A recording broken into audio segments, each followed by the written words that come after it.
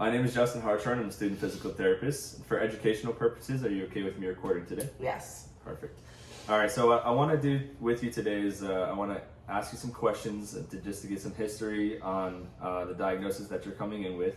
Now, do know that these questions that I'll be asking you today just kind of gives us more information so we can develop a plan for you and help you overcome this. Okay. Now, with that being said, if there are any questions that make you feel uncomfortable, please feel free to let me know that. That way we can move past them, and I can maybe reword them, or we can just move past them and omit those questions for today. Okay. All right. So let's get started. So first, when did you first notice like the increased usage of the bathroom and the accidents occurring? Probably about a couple of months ago. At first, I thought it was just part of an infection, but after the UTI cleared, I kept having problems. Okay.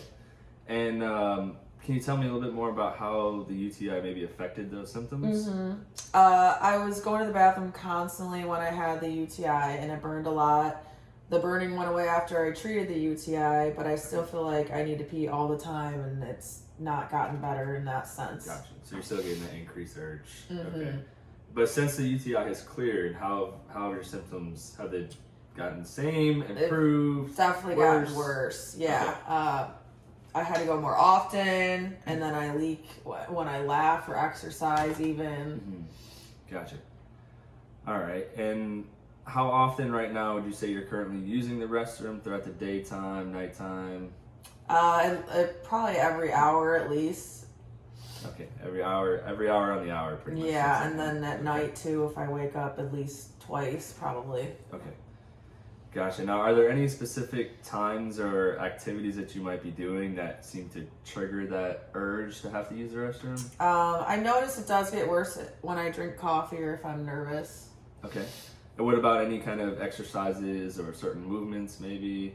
When I'm laughing or if I sneeze or anything like that. Gotcha. In that realm. Yeah. Coughing as well? Yeah. Okay. Yeah.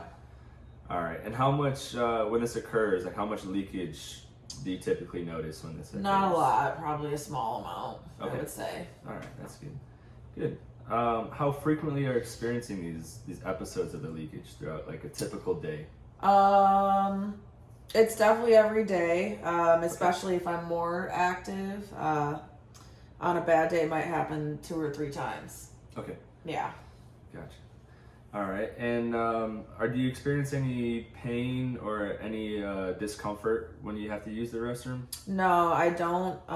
When I have to use the restroom, it's just the constant urge and the leaking and the pressure more so. Okay, so more pressure. Where does that pressure typically occur?